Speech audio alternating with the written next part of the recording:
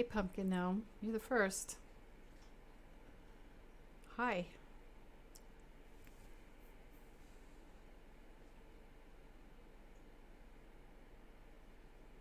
Hey, Zyka. Sorry, I am multitasking. We already know I don't do a very good job of that. Hey, Rev Karla. How are you? Saw you join. I saw you sneak in. Can you hear me okay? I'm speaking loud, not too loud here. All right, I'm all ready to go. Sorry, a little late. Tried to be here at noon. I didn't make it, did I? Hi, Stacy. Happy anniversary, Stacy. What year is it? How many years? How many years of wedded bliss?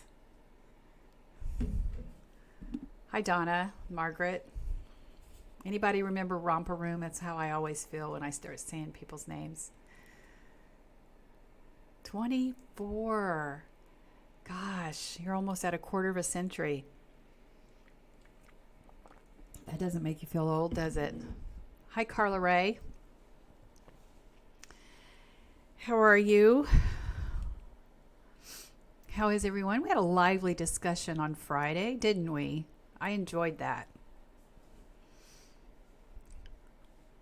I've now have all of the information related to the Time magazine article. If you want to break that, yeah, it's definitely does.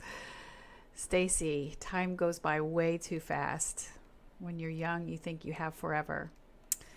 But I have. Hello, Rev Karla shop. No, wait, I just thought I saw Rev Karla too. What? Maybe I'm wrong. Oh, it doesn't matter. Let me make sure I'm squared away here. Wish y'all, I gotta have to take a picture sometime of this setup. It's crazy. So yeah, we had a good conversation on Friday. Thank you for the lives. Thank you for the shares. Hugh, thank you. Hugh says, love your videos in perspective, love and positivity from San Francisco. Thank you, Hugh. I appreciate that. Have you joined us on a live before? Have you been here? Because I can get going. I can preach. Oh, well, you could enjoy it. We do speak a little bit about Christian nationalism. It depends on what's happening in the news. That kind of drives these talks, and depends on how long. Sometimes I'm here for just about 30 minutes, and then other times I will stay a little longer. Paul, that's a great question. Hugh says, Paul, I'm going to come back to your question. Hugh says, I visited the UU church here. Reminds me of you. Thank you. Mr. Jones. Hello, friend. Oh, my goodness. You're not here, are you? That it makes me nervous. I have so many questions for you. I'm so sorry I had to reschedule our call. I have so many questions for you. Thank you. Oh my gosh, thank you for being here. It's such an honor. So for those of you who don't know Mr. Jones X, who's in the comments right now, please, thank you, Alexandra. Please go follow Mr. Jones. Mr. Jones usually does a live every morning around 8 a.m. to 11-ish. And you are going to get educated. You're going to get, I always come away with so many notes and so many things to research, so many things to learn, especially for those of us who are doing the work to what it means to be anti-racist, learning to unpack our unconscious bias, our racist indoctrination, all of those things that people have a really hard time of separating themselves to understand that our indoctrinations don't make us bad people. Our willingness to look at them is where we start to do our work. Our eagerness to hold on to them is where we do the harm. So you will learn something every time you are in Mr. Jones' live. So please go support, financially support the work that he's doing, because that is important. important work. Mr. Jones, are you still there? I don't know if you're. Well, let me just say this: I am now in the dashboard, and if I knew how to invite you up from here, I would, but I'm not sure you're willing for that right now, and that's totally fine. I'm not going to put you on the spot here. So, oh, good, you're still here. Good to see you. So I'm trying out a couple of things. I've been taking notes from your lives. They're absolutely amazing, and I've got, like I said, I've got so many questions for you. But I did do a deep dive into the Time magazine article on about Donald Trump. No, Johnny, I am not Episcopal. I am not an Episcopalian. I was evangelical for the majority of my life. I was raised Southern Baptist, and then I navigated through Christianity, even was an ordained elder in the Presbyterian Church, and ended up in the Apostolic Pentecostal Church because I thought, if what I'm feeling about Christianity is true, then I'm going to make sure I'm going to go through it all before I finally give up. So I ended up there before I finally walked out the church doors. I'm an unchurched, non-conforming Christian. I hold on to my Christian identity because I did the work. No one can say I didn't, but I'm spiritual but not religious. And I'm an ordained interfaith, interspiritual minister. Interfaith means that we respect the religious traditions. Interspiritual says that spirituality can and does exist outside the organized structure of organized religion. And it also means that you don't hold hostage or hijack how someone experiences or understands divine connection. So that's who I am. It doesn't fit on a business card, but that's my most eloquent way of talking about who I am. Paul asks, why do evangelicals think the U.S. is a Christian nation? It never has been. Paul, that goes back to before the Civil War. This goes back to the Southerners, the white. You are looking at people who were, because Christianity, Americans' version of Christianity, has always been entrenched in this nationalism. So you have people who rationalize the enslavement of black humans, and you also have them with the dominion theology and manifest destiny, which rationalized the annihilation of the original people of this land, taking over those lands because they said it was God ordained. So when you have people who are miring their religious beliefs to rationalize their oppression of others, then you start to see the grassroots, the foundation of an ideology that has come up to today. So that is very much what it is. So when you hear people talk about, like Amy Coney Barrett being one of our Supreme Court justices, being an originalist, originalists want to take us back to those original thoughts that the white Christian man should be the pinnacle of power in this country.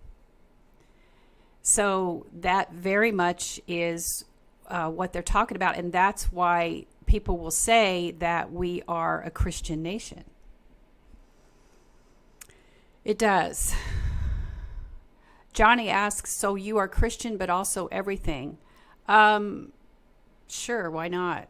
I mean, I guess that's a good way to say it. I hold on to my Christian identity because it helped point me to where I am today. Nonconforming tells me it actually came from a sermon of Dr. Martin Luther King Jr. in the 50s. He talked about social justice movements needing more nonconforming Christians. He needed people. Now, don't forget, Dr. Martin Luther King Jr. is the founder of the Southern Christian Coalition. So right down the street, he was up against Southern Baptist Church, who were hiding the people who wore white robes on Saturday night and came and praised Jesus on Sunday morning. So it depends on where your religious beliefs were taking you. His took him to found the Southern Christian Coalition. So using his beliefs to try to advocate for equal rights, for civil rights, for the rights of black people. And so he in his sermon, he talked about being a nonconformist. so that you would release these racist tendencies and these indoctrinations that compelled you to believe that you were morally and spiritually better than someone else based on the color of your skin, because he knew what these churches were teaching, and he was advocating against that. And when I read that sermon, I realized that that's what I wanted to be known as a non-conforming Christian. And to hold on to your Christian identity does not mean that you hold on to any of the theology. It means that it's a path that where your spirit that held your spirituality, but it doesn't mean that it has to be a container that's just siloed. That's not what it means at all, at least not to me. Now, you'll go out and talk to some other denominations who say you have to believe like we do, and you have to judge people who don't look like, love like, or believe like we do, or you're not a Christian. Well, obviously, I don't align with them in that belief, nor do I talk about anything that has to do with salvation or anything like that, because that goes back to my evangelical heritage that basically said that certain types of beliefs were a requirement to not only be in membership, but also to get to heaven, or their version of heaven. I'm not doing that. I don't proselytize. Lots of good questions here. Lots of good conversations. I absolutely love this conversation. Tori, hello. Nick, this is a sincere question. You asked me if I follow the Bible. Are you new here? That really is a genuine question. Are you new here? I can't believe people think this is a Christian nation. Hugh, I know. And I've already lost the question that somebody asked a long time ago that I was supposed to be answering. Mr. Jones, if you're still here, hello, my friend. I would love to have you come up sometime when I learn more about this dashboard. Give me a minute. Give me a minute to learn more, and I want you to come up and be with me. Oh, you are.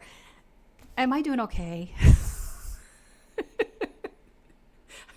Can this 62-year-old woman get a grade for how she's doing on this live?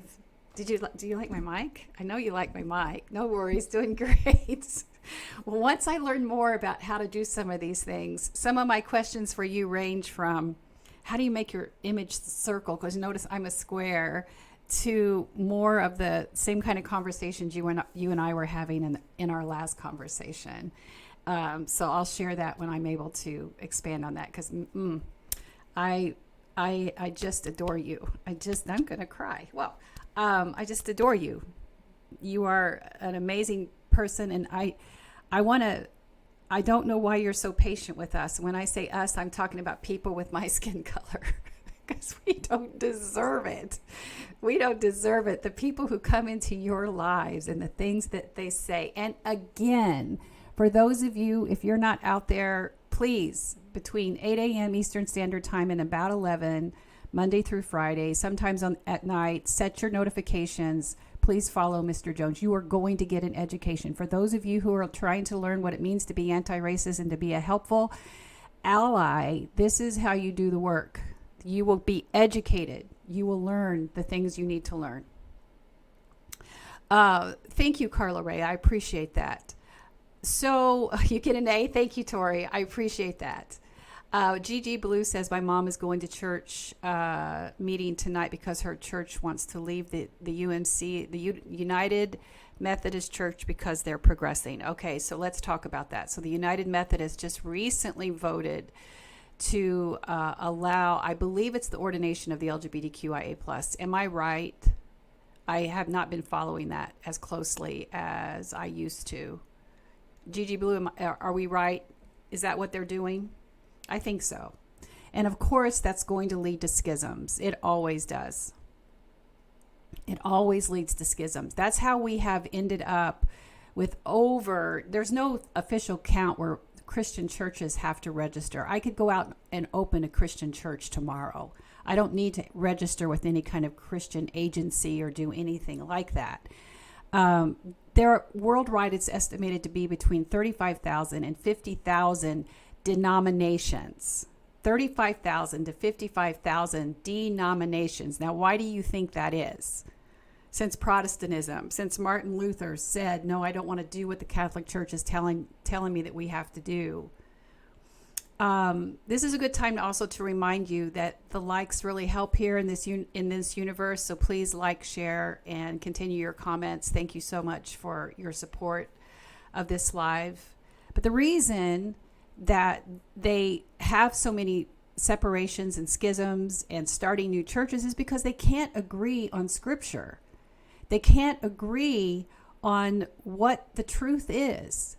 You'll even have one singular church somewhere out in the middle of Kansas that has 30 people that think that they're the only church that's going to be saved when the rapture happens. Now, for those of you who've been following here for a while, you know my sentiments about the rapture. That is bad theology. That theology is only a couple of 100 years old. It started with John Nelson Darby, and it's taking the book, basically the book of Revelation. There are some verses in Thessalonians that also has been mistranslated, but it's basically based on Revelation, where it's saying that the rapture, Jesus is going to come, rapture everybody up before, the rapture is going to happen before Jesus come, and then everybody that's left who isn't saved is going to experience trials and tribulations before Jesus returns and establishes his kingdom for 1,000 years. The entire book of Revelation is apocalyptic literature. It's written in code because the Jewish people at that time were not safe to talk about how they hoped they would be able to reestablish the temple, and it was about Nero. 666 is referring to Nero. So, agnostic here. Andrew asks, did Jesus rise from the dead? Some people think that he did.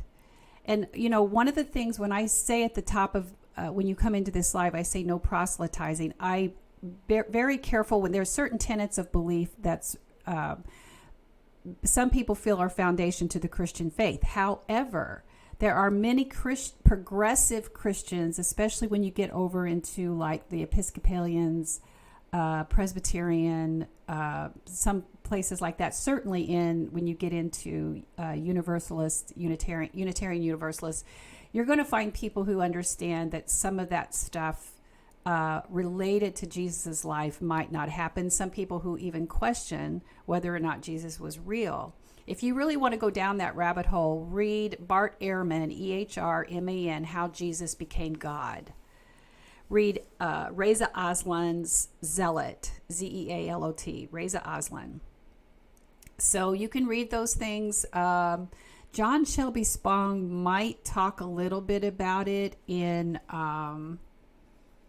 Christianity Must Change or Die, or it could be in Jesus for the non-religious.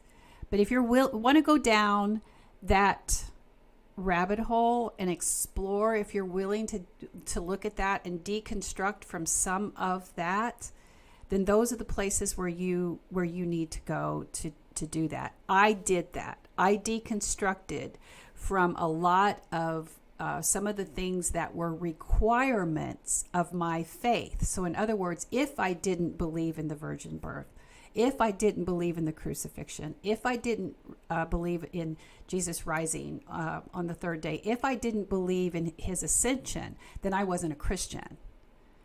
And I don't believe like that anymore. And I don't think any Christian theology or any denomination has the right to tell someone what to believe or what the requirements are to be a part of whatever this afterlife is. So that type of Christianity also has a very distinct definition of what heaven is. That's also how they control people. Because I don't know if you've ever heard the whole stars in your crown kind of stuff. None of that is scriptural. That is part of a religious indoctrination intended to control you. in order to help perpetuate the institution. So in other words, I need you to continue to provide free labor. I need you to continue to be beholden. So if you feel that your salvation is contingent upon your loyalty and your proximity to the work you do in church, then the more willing you are to continue to give, the more willing you are to give of your time, and so that we can continue to make sure that the lights are paid. That is a very toxic side of religious indoctrination. You saw that play out, and you're seeing it all over social media with the pastor whose wife was unalived, and he made a priority to tell the sermon without talking about the welfare of his children, who that was their mother. He gives a sermon, and then he sets out some specific requirements. I'm going to make an announcement, and I'm going to ask that you leave. Now, a preacher doesn't ask anything. They know what that language is. It's a command. And then he says, and I want you to continue to what? Attend and give. Everything that happens on that side of Christianity is an opportunity to create an avenue for compliance. Setting an example that you never deviate from keep being silently obedient to the religious patriarchy. That's what they support. And that whole conversation, that whole tragedy is really taking some really, really horrific turns. And I don't want to go into that much here, other than for you to look at how your own religious indoctrination may be preventing you from seeing how you are still holding on to pockets of privilege, how you're still expecting certain things to be a certain way, how you might still think that you're the keeper of heteronormative behavior based on your religious, societal, educational, and familial indoctrinations, because it's all related. It's all related to this patriarchal structure that is definitely rolled into our America culture. So how has it impacted you? Oh, user 135455. Will there be any stars in my crown when at evening the sun goeth down? What is the when I lay to rest, when I lay in the mansions of blessed, will there be any stars in my crown? Oh my gosh, I think you just triggered me. Got to turn off my heat. Now I got to preaching, and I started to get hot here. So that's a song from many of us who know that song from long ago. Will there be any stars in my crown? Andrew, that's a good question. Who gets to define what's a Christian anyway? Well, if Christian nationalists take hold of our country, I'll tell you who gets to. It's going to be the kind like Mike Pence. And again, I'm going to say that every time I mention his name, I'm going to say this because the last week I have talked to too many people who do not understand the threat our country is under. They have no idea. They don't even know what Christian nationalism is. We're kind of in a silo here on TikTok. It's not being talked enough about. I mean, I think every time we open our mouth, we should be talking about the threat of Christian nationalism to our country. And the reason why I'm going to say what I'm going to say is because I think that the moderate Democrat and the moderate Republican who will vote both ways, depending on the subjects, depending on the issues, are listening to people like Mike Pence and Liz Cheney, who say they're not going to support Donald Trump, and think that there is still a pocket of Republicans who are worthy to listen to. They are not. Mike Pence is even more dangerous than Donald Trump Thank you, Carla Ray. You're going to a Bible study. Well, I hope this helps. Or I don't know, it could make things awkward. Thank you for being here, though. Genuinely, I'm glad you're here. Mike Pence is more dangerous because, number one, Mike Pence is through and through a Christian nationalist. He's a lawyer. He's smart. He's a politician. He knows how to play the game. He plays the game better than anybody. But if you saw the fire pit that he left here, the garbage dump, what do they call it? Trash fire, dumpster fire. I'll get it out in a minute. That he left Indiana in, that isn't even a token of what he would do if he gets some kind of power. He is a Christian nationalist through and through. He became an evangelical in college, and he is even more dangerous than Donald Trump. And people they get angry at me when I say that, but he is the one. You can go out there right now. I always say this. Let me go see where I can find it. It'll probably come up in my search because I'm constantly looking for it. Okay, well, I can't type.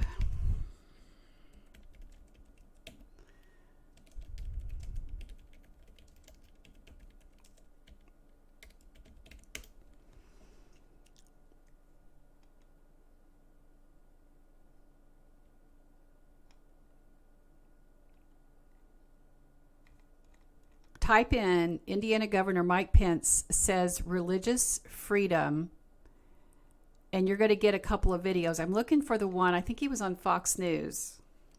I'm going to have to put this in my links. I've got to figure out a way to do a better job. Hi, Danny. R. Bueller, the speaker is dangerous as well. He's a tool for President Trump, and he is just as dangerous. He is just as dangerous. I don't want to open this because I know it's going to start playing. So I'm looking for it to see if I can find it. I'll find it the next time. But basically what he said is, I'll make sure we'll have it for Wednesday so we can, Lynette and Stacy, if you can help me remember to get that. Hey, Brian, so glad you're here. You need to, what do I need to explain, Brindy? How are they dangerous? I'm getting ready to explain. Governor Mike Pence is on record in an interview with Fox News saying that religious freedom is not this concept that we think it is. If you think about religious freedom, we think that means that I have the right to express myself and my beliefs in the way I think that serves my spirituality, just as you have the right to yours. What Mike Pence is saying is that religious freedom means that Mike Pence, as a Christian, has the right for my beliefs to dominate the American culture and landscape because we are a Christian nation. Big difference. And he's gone on record several times saying that. So Liz Cheney voted, so how is Liz Cheney dangerous? Liz Cheney voted with Trump when she was in office 93% of the time. 93% of the time, Liz Cheney voted along with Donald Trump. I remember seeing a tweet from her where she was happy for the annihilation of Roe v. Wade. These are not people who are giving up on their Christian nationalist ideology at all. I think what they're doing is they're afraid that Donald Trump's going to become an authoritarian and move away from the Christian nationalist agenda. He's using it as a springboard to get in power, but he wants to become his own authority. He wants to become his own kingdom. That's what he's setting up. He's setting up a kingdom so that his kids can succeed him. Even what he says in the Time article, and that Time article was really, there's a couple of places where there's problematic with some of the stuff that the writer says that needs to be called out. But he says we don't need to worry about it. We absolutely do need to worry about it. He has said it in the past that he thinks that once he gets in power, that if his people, the people who support him don't want him to, what's he going to do? If people don't want him to leave, what's he going to do? Donald Trump never says anything that he doesn't 100% mean. He only walks it back when he gets caught or it's seen to be problematic. I saw a question about Heike. Thank you for having the phonetic spelling. You're right. He wants to be a dictator. Shelley says he won't leave. I saw a question about my deconstructing. Is that how you pronounce your name? Jhon? And constitutionally, we are not a Christian nation. You are absolutely right. Danny, you're right. We are not a Christian nation. Brindy, no, we're not a Christian nation. No, we are not. You have been misled.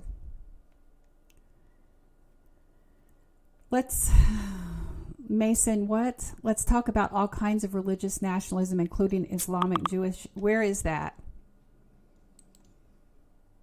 Oh, thank you. Thank you for that. What are you talking about? Where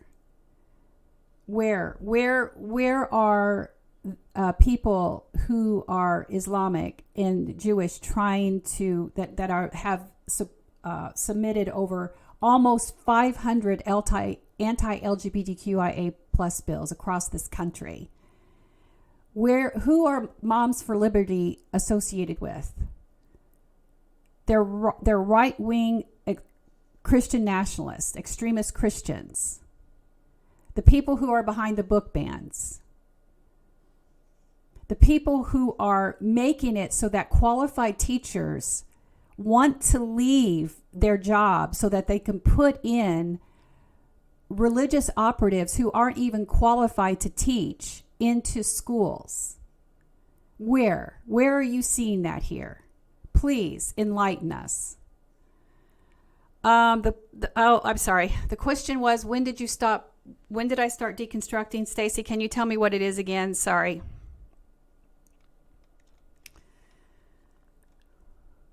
Mason, what does that have to do with what's happening in our country right now?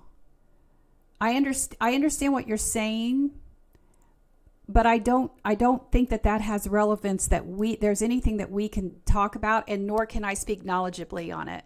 I'm talking about what's happening here in America. When did you deconstruct? Andrew, I'm ready to answer your question. When did you deconstruct, and what was your background before deconstructing? So I started, it depends. There's always these spiritual breadcrumbs, I call them. I talk about that in the book, about how many places you can go back in the time and question where that you were questioning your faith and what you believed, or was tired about the hypocrisy, but yet you did not know you had choices, or you feared the repercussions. And that happened really early on. I remember when I was 9 years old, sitting by my grandmother in a service, listening to a man preaching and being captivated. I loved to sit in worship. I was not the normal child. And then finding out and breaking my heart that I could never be a preacher in the Southern Baptist Church. I could never be that because they didn't want women. But so then I'm being told that I can be whatever I want to be, except I can't be what I want to be because my church won't allow it. So then that's what happens to a lot of women who then try to be the good Christian and find other ways to make that happen, to find that fulfilling, that you have this desire to do something with your faith that your church will not allow you to do. So active deconstruction for me began about 14, 15 years ago. And when I walked out of the church, I still took a lot of those indoctrinated beliefs with me. So in other words, when I left, I really feared going to hell. I really feared I was going to hell. I thought that God was going to be so angry for me because I was being disobedient, but I was already in hell in church. I was willing to take the chance. So that started my active season of deconstructing, and I was already reading books by John Shelby Spong. I think I had gotten the book. I don't remember when I read, like How Jesus Became God and Zealot and Rescuing Jesus.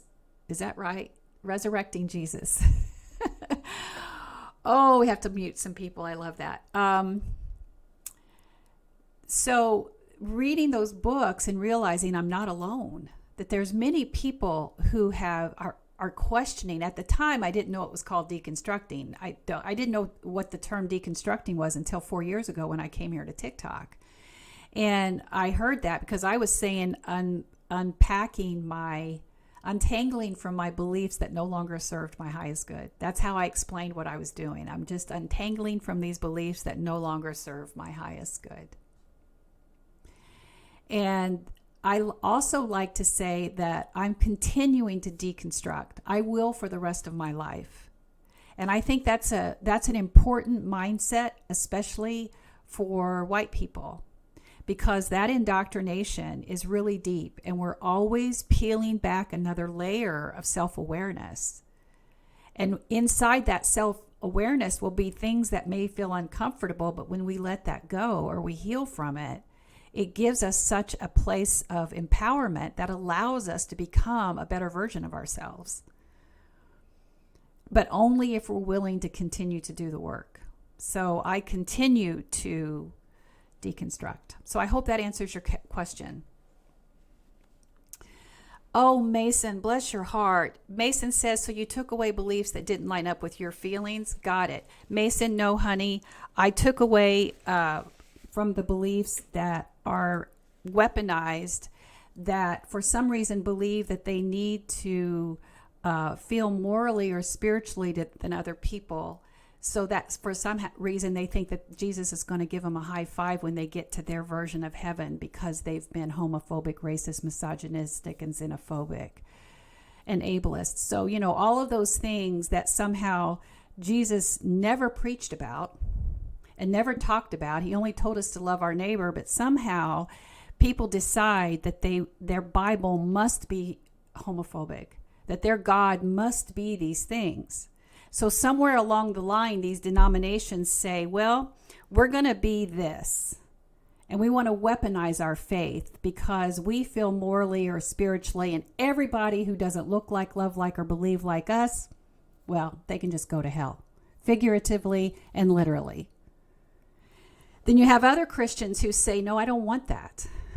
I don't want to be that. It's not the way I read the Bible. I don't read it through this weaponized text. I'm not going to support this religious patriarchal structure that oppresses the rights of others. That's right there inside Christianity, Mason. So who's right? You think you're the only one right because you want to say, I'm cherry picking beliefs? I'm cherry picking? When you need to go look at the one about my video on Leviticus, where people can literally talk about, think they're smacking down whether they're talking about Paul or they're talking about Leviticus, and yet will mow down at Red Lobster on Surf and Turf and think that that's totally fine because, hey, we can rationalize and renegotiate that part of the Bible. It has nothing to do with us. It has nothing to do with us. And if we were really taking Paul literally, every woman in church right now would have her head covered. But no, we rationalize because the women aren't going to take care. They're not going to tolerate that now, are they? Except you do have women who cover them and say they're Christian. So they're still taking that part of the Bible literal. They're still taking it literal, aren't they? So you're not only judging me, you're judging people inside your own faith. And somehow you think you did a flex right now. Do you know how embarrassing you are? Y'all, it blows my mind that you think you're going to come here and try to put a flex on me about your faith when all you're really doing is condemning people who are of your faith who read the Bible differently.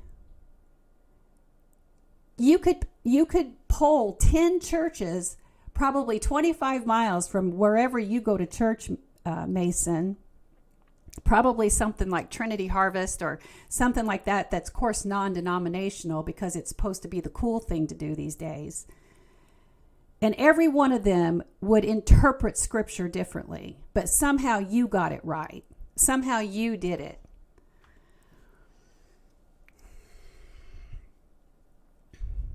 What'd I miss? Oh, you pinned a comment. Support your host, Heidi Ho. Support your host. Tap, tap, tap. I love you because I forget to say that. And technically speaking, how many?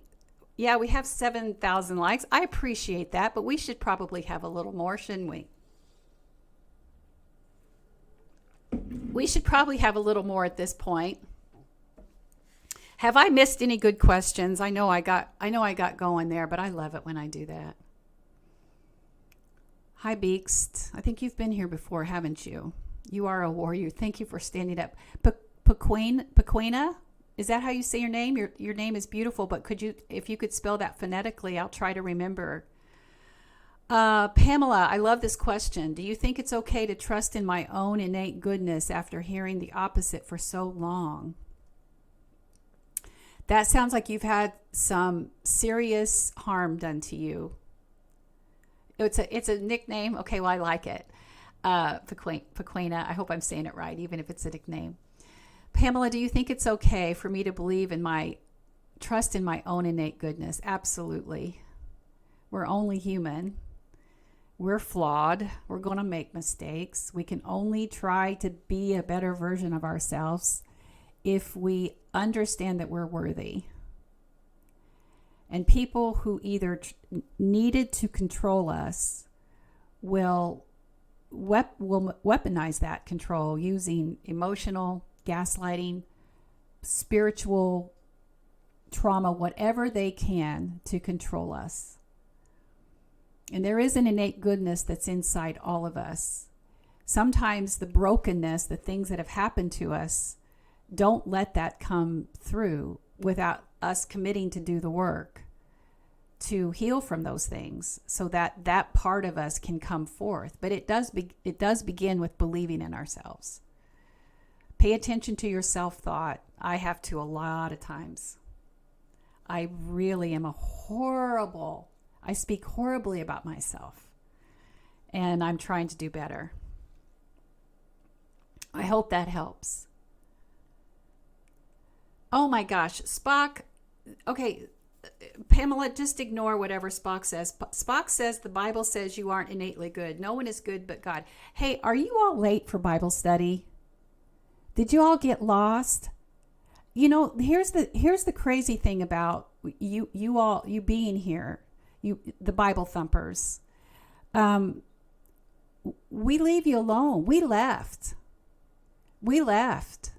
You know, when you come here and you start thumping the Bible like this, do you realize that you affirm that we were right to leave in the first place? Deconstructing looks so much more attractive when people come in here and start to proselytize. You're welcome to stay in here and ask questions, but in order for you to come in here, you saw an announcement that said, do not proselytize.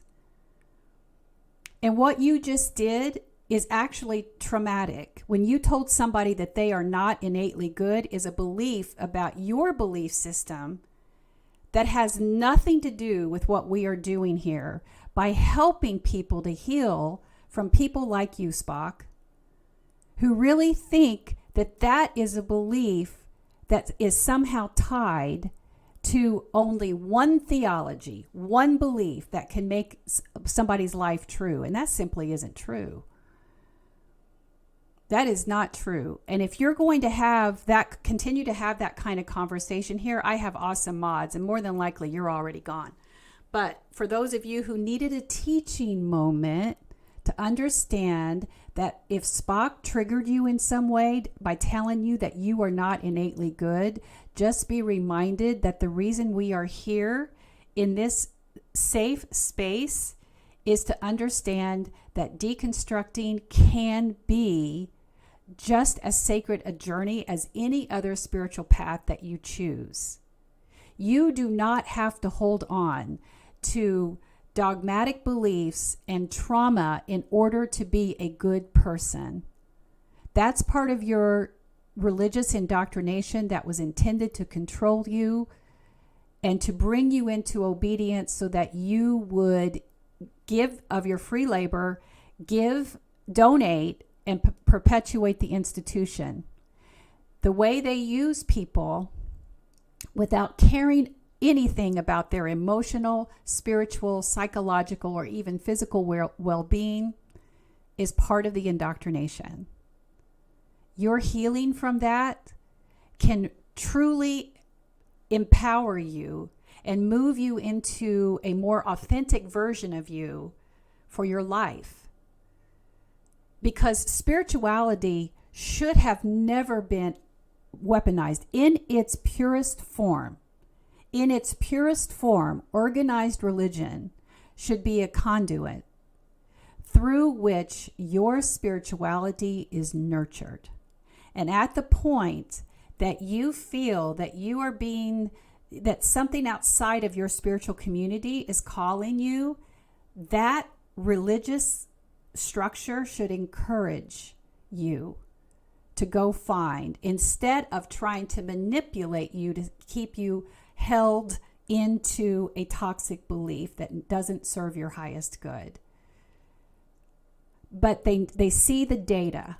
They know what's happening. People are leaving church. And they're doubling down on a toxic theology and trying to keep people beholden to it instead of understanding that humanity is evolving and awakening and getting tired of a suffocating patriarchal structure that's part of our reality, especially here in America. That our government, our church, our educational system, and our family systems create this structure that's been reinforced that said that only the white Christian man can be on the top. We're tired of it. So that's part of what you're seeing here. So when somebody comes in and says those things, that's all part of a religious indoctrination intended to bring you back into submission. And yeah, they're going to come in here. They're going to get through every once in a while. I'm not going to debate them, because that is not good for those of you who are dealing with religious trauma. If they want to stay here and ask questions and be respectful, we can continue. But 9 times out of 10, we have to block them because they get angry when I take their question or their comment and I start talking to you. Thank you so much for the heart. They want me to talk to them, and I won't do that. I refuse to do that. You can go see my video on why I don't debate people, because I'm not starting at that point. I don't believe in the Bible like that anymore. And that's what they want. So I'm going to make sure you're okay. And then we have to block them. Okay, this has already been 50 minutes. The band Hennessy. Oh, thank you. Thank you, Ashley. I appreciate that. The way you share the same enemy, they have a disturbed mindset. Pamela Watt says, thank you. I hope you have a deeper understanding of your own innate goodness too. Oh, thank you. Thank you. Hey, Amy. Hi. How are you doing, friend? How are you doing? I look forward to your lives as well. I haven't seen one for a while. I'll be looking for them. Danny, thank you. I appreciate the safe space you create. I appreciate you. We got a lot more planned, a lot more going on. It's been hard, hasn't it? Hi, Roxy Sue. Thank you for the hearts. Thank you all for the love. Any final questions before I head out? Thank you, Ramsey. I'm so glad you're here. If you haven't, I did do a deep dive into the Time magazine article because there's so much hypocrisy there. I also have a resource guide called Deconstructing Christianity that we're going to be talking about. Would you, Heidi? Oh, thank you. It's such a reminder. Heidi, you're like our cheerleader. Thank you. Thank you, Ben Hennessy. You're so sweet. Sarah says, I wanted to go back to church, but I want to go to one that is deconstructed. Are there out there? Look for a progressive church, Episcopalian. Trinity Episcopalian, I think is some of their names. Unitarian Universalist, even though you're going to get a very much a universal view of spirituality, which I would love. Some Presbyterian churches, you really have to do your research. You really have to do your research, because I have seen patriarchal structures, even in the most progressive church, create a toxic environment. So you'll want to do some visiting without committing. Just keep doing some visiting without committing. And maybe I can do some more research on that for you. If people would like that, I'd be happy to do that. Spiritual living centers. Haven't heard of them. Michelle, spiritual living centers. I'll take a look at them. Amy, biblical literalism is a huge red flag for me. Andrew says, what do you believe about God now? This is a great question to end with. So, my entire childhood and most of my adulthood was a very much a patriarchal, anthropomorphized God that had the gray, glowing, flowing hair and sit up on a concrete throne, and somehow cared about my parking spaces and somehow cared about my sports team. Because in our vernacular, we were taught to thank you, Jesus, for all of that. We were taught to believe that everything, even from a quantity discount on something we were going to go buy, was because Jesus was working in our lives, because we were obedient Christians. And so when leaving church and no longer believing that was rattling, what do you believe? Who am I?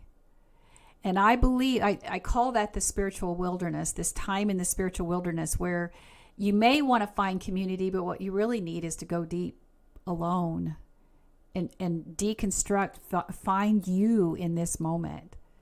Where do you begin? And these narratives or these things that have been said about you that you've believed about yourself, where do they end? And where do you truly begin? And so you start peeling those things away. And then I realized that it was really narcissistic and selfish of me to believe in a God that had I was such a special interest. It never occurred to me how that same God was rejecting the prayers of others until I was out of that silo that you're intentionally placed in when you're part of that evangelical faith, because they don't want you to be of the world. They don't want you to connect with people. They don't want you to even work outside. Any time that you have, you're in this silo. That's all intentional. But the minute you come out of it and you can actually see around the world and you understand how many people are hurting, that are praying to something up there that says relieve this pain. And yet I want to believe that God cared about my parking space, or that I got a quantity discount on tube socks, or that I found a $20 bill in my wallet that I didn't know was there. And yet children continue to pass away from diseases that they should have been able to be saved if we had universal health care, or people who are going hungry and praying for relief. That God is the God of this universe, and the only thing difference between me and that person is the fact that I go to the right church. It didn't make sense to me anymore. I couldn't align with that. And then I went through this really, really angry time where I wouldn't even use the word God because of how it had been weaponized. So coming to that reality that God I couldn't reconcile with that anymore, and the harm that had caused. And then I had been duped to believe in this. I was angry. And I was that way for years. And it wasn't until the day before I was ordained. And we were in a silent retreat. We weren't supposed to talk for 6 hours. We were supposed to be off by ourselves, and we weren't supposed to talk for 6 hours and to contemplate what what portal we were getting ready to walk through and be ordained. And I'm sorry, I'm not going to be able to say this without tears. And I'm sitting on this beautiful, I'm in New York, in the state of New York, and I'm on this beautiful pasture, sitting out in the middle of this grassy field, and I'm by myself. And I hadn't thought about this for a long time, but I was no longer angry. And I also realized that I did not have a definition of who or God was. But everything that I had done to heal myself and prepare myself for a ministry that I didn't even know what it was going to be, all I had was this thing from a shaman who said, you know, you're going to walk this path, and you're going to get better, and you're going to turn around and you're going to say, hey, come this way. I've done it. And I was so mad at her for saying that. Like, what do you mean? That makes no sense. She goes, just watch. You'll see. So I'm sitting here on this pasture, and I'm hearing her words, and I realize I did it. I walked this path, and I'm no longer angry. And I felt this knowing that I may not ever be able to describe or define who or what the divine is.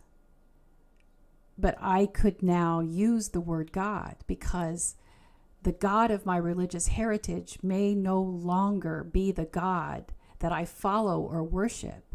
But the God of my religious heritage is not owned by my religious heritage.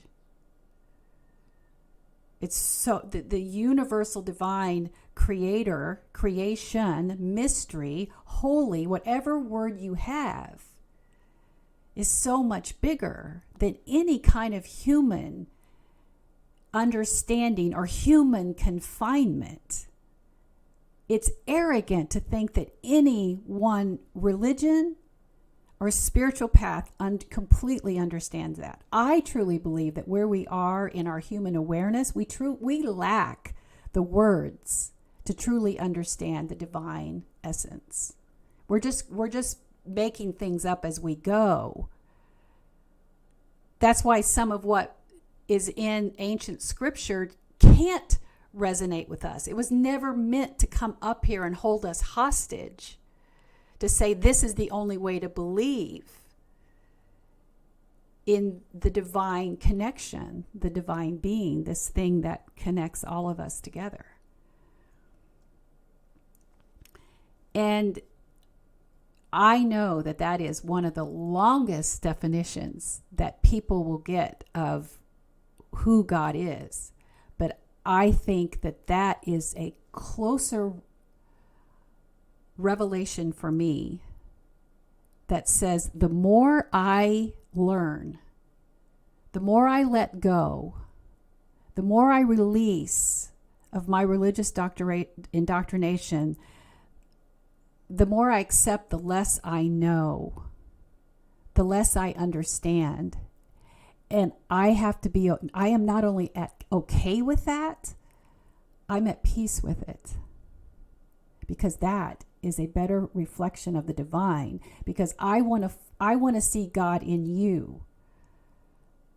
This big table of humanity was never meant to be controlled or contained by one specific belief about God, who or what God is.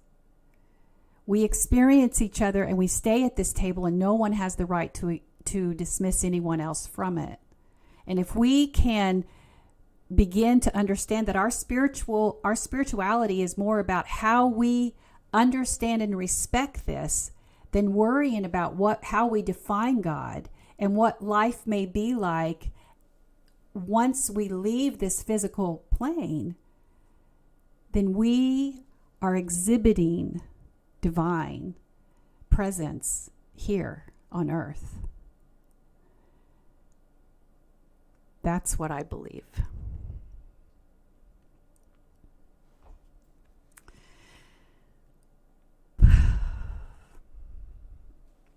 Band Hennessy, that's beautiful. How egotistical we as a species have been, especially under the thumb of men who weaponize faith.